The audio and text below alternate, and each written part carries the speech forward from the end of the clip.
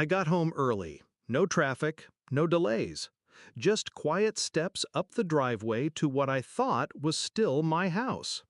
Then I opened the door to the smell of paint. Sharp, fresh, wrong. Upstairs, in my master bedroom, rollers moved across the walls. My brother's wife smiled at me like she owned the place. "We're renovating it before moving in." My brother nodded. My parents laughed. And that was the moment the floor beneath my life cracked. Backstory. That house wasn't just walls and bricks. It was the last thing my grandparents left me. A title deed with my name on it. No co-owners, no strings. My sanctuary, my safety. I had trusted them, my family, to respect that, to respect me. But standing there, watching them paint over my life, I realized trust was something they had sold long ago. Discovery of betrayal. The signs had been there, faint brushstrokes of betrayal I hadn't seen. My mother pushing me to spend more time at work. My father joking about how much space I wasted. My brother showing up uninvited, measuring walls with his eyes. And now, the bold truth. They never saw me as the owner, just a placeholder. They wanted me gone, but I wasn't leaving. Shift in mindset. I didn't scream, I didn't argue, I didn't demand they put down the rollers. I simply said, "Interesting," and walked back out. That night, I spread the deed across my table. The ink was clear. The signatures were valid. I was the sole owner. So I asked myself, if they want to play dirty, how much dirt can I bury them in? Execution of the plan. Step 1, the police. Not the panicked kind, not a desperate call. A calm, documented report of trespassing and unlawful property damage. Photos of the wet paint. Names of every person present.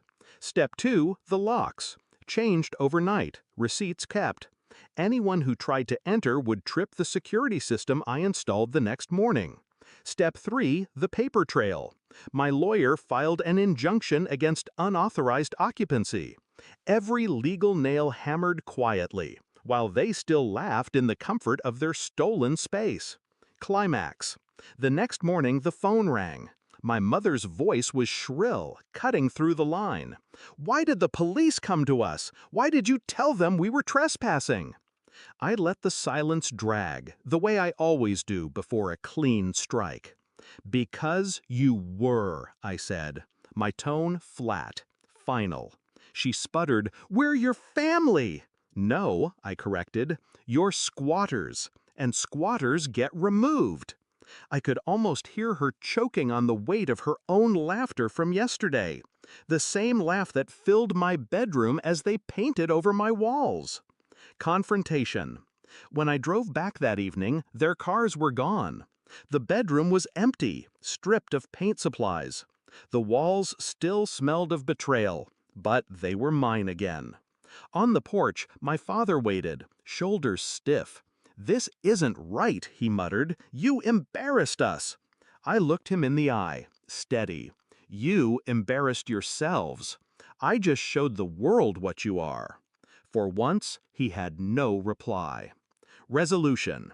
They don't visit anymore. They don't laugh in my house.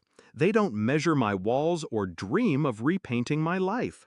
The title deed still sits on my desk, untouched, untouchable.